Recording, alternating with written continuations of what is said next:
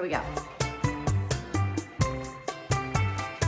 While it is still wet, I'm running the other color on top of it, which is the Hurricane Gray, just in splotches, not over the whole thing, just doing it in splotches.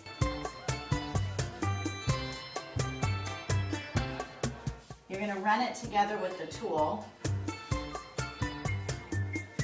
and put your wood grain in. It helps to have a contrasting color. All right, so now, ready? You take your wood graining tool, looks just like this. You're gonna place it and then you're just gonna rock it as you roll. You can do it however you want, as far as how long you want your rock to go. But I'm just gonna drag, rock.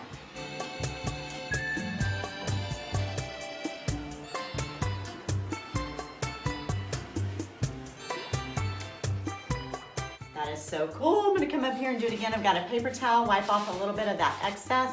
Let's do it again.